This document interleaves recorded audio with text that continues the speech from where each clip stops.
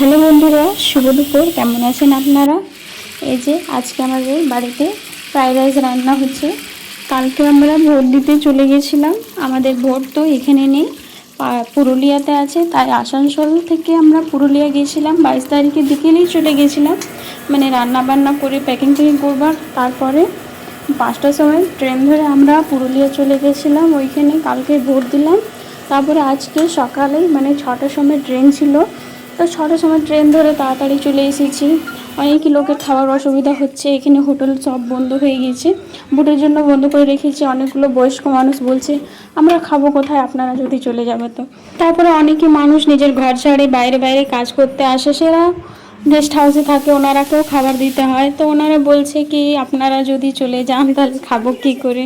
তো তাই ওনাদের জন্যেই তাড়াতাড়ি করে আমরা চলে এলাম। ভেবেছিলাম রান্না করব না, এত লেট, মানে 6টার ট্রেনে চেপেছি, আস্তে আস্তে তো আমাদের 9টা বেজে গেছে। এবার এত রান্না করতে টাইম তো লাগবে, তাই তাড়াতাড়ি করবার জন্য আমরা এখানে ফ্রাইড রাইস আর চিকেন করে নিয়েছি।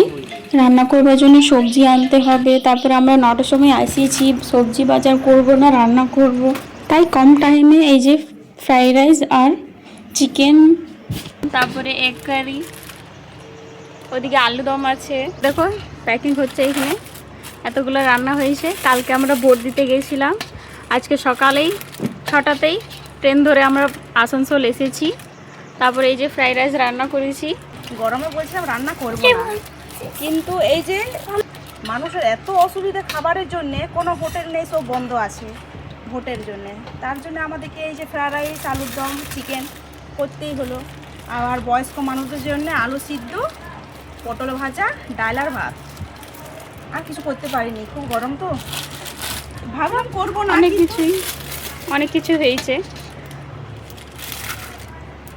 ফ্রাইড রাইসও হয়েছে, তো বয়স্ক লোক ফ্রাইড রাইস খাবে না, ওরা একটু কম তেল মশলা জিনিস খায়, তাই ওদের জন্য ভাত রান্না করতে হয়েছে। ভেবেছিলাম রান্না হবে না, কিন্তু তাড়াতাড়ি এসে নিয়ে করে দিয়েছি। অনেক লোকেরই খাবারে অসুবিধা হতেছিল, কোথায় বাইরে খাবে, হোটেল টোটেল সব বন্ধ হয়ে গিয়েছে ভোটের জন্য। এই যে দেখুন অর্ধেক খাবার প্যাক হয়ে গেছে। এই যে ফ্রাইড রাইস শেষ হয়ে গেছে, ডিম কারি একটু আছে, চিকেন তো শেষই হয়ে গেছে। এই যে কিছু প্যাকিং আছে, আলু মাখাও করেছি, ভাত আছে ওখানে।